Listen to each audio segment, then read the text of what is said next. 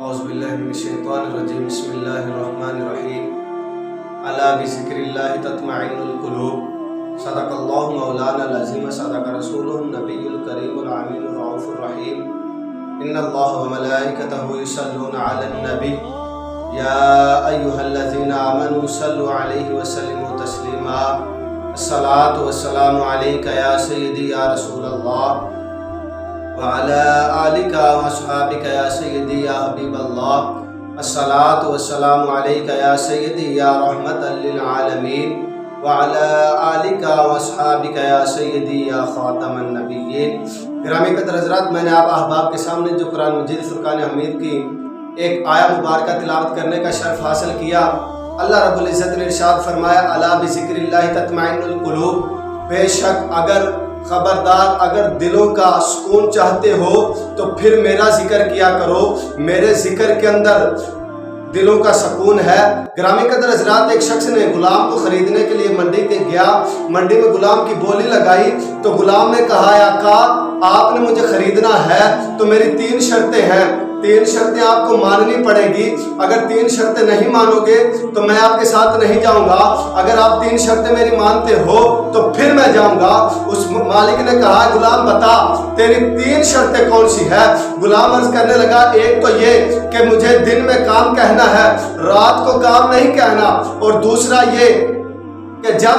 فرض نماز کا ٹائم ہو جائے تو میں نے اللہ کی عبادت کرنی ہے، وہ دن ہو رات ہو کوئی بھی ٹائم ہو، جب اللہ کی عبادت کا ٹائم ہو جائے تو فرض نماز کے لیے آپ نے مجھے اجازت دے دینی ہے، اور تیسری شرط میری یہ ہے کہ آپ نے ایک مجھے علیحدہ کمرہ دینا ہے جس کے اندر صرف میں موجود ہوں، میرے علاوہ دوسرا بندہ نہ ہو۔ اس غلام کی آقا نے یہ شرطیں قبول کی، اس کو خرید لیا۔ جب گھر لے گیا، گھر جا کر اس مالک نے کہا اے غلام دیکھ لے یہ محل ہے، بہت بڑا محل ہے، اس میں جو تیرا دل چاہے، جون سا تیرا دل چاہے وہ کمرہ تو اپنے لیے پسند کر لے، اس کمرے میں اپنی رہائش کر لے، وہ کمرہ تیرا، اس کے علاوہ ہم اس کمرے میں نہیں آئیں گے۔ اس غلام نے کہا کہ میں سیر کرتا ہوں، اس کا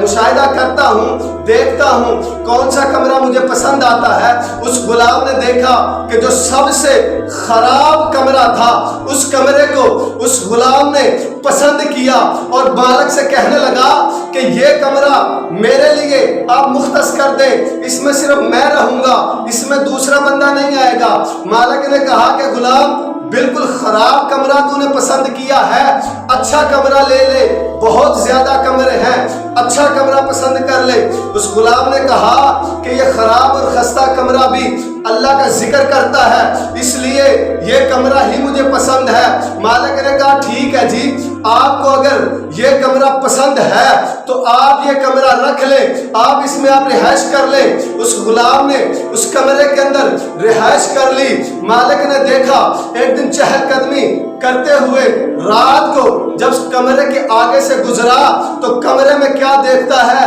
کہ ایک فانوس چھت جو ہے کمرے کی اڑی ہوئی ہے، اور نورانی فانوس کندیل نورانی اس کے اوپر سایہ کیے ہوئے ہیں، اور وہ غلام تھا وہ سر بہ سجود ہے، سجدے میں پڑا ہوا ہے، اپنے رب کی عبادت کر رہا ہے، اللہ اللہ کر رہا ہے، اپنے رب کا ذکر کر رہا ہے۔ جب اس مالک نے یہ معاجرہ دیکھا، یہ سارا معاملہ دیکھا، اس نے اپنی بیوی سے کہا، دوسری رات وہ مالک اور اس کی بیوی دونوں اس کمرے کے پاس آئی، دیکھا تو غلام سر بہ سجود ہے، غلام اللہ رب العزت کی بارگاہ میں رو رو کے عرض کر رہا ہے مولا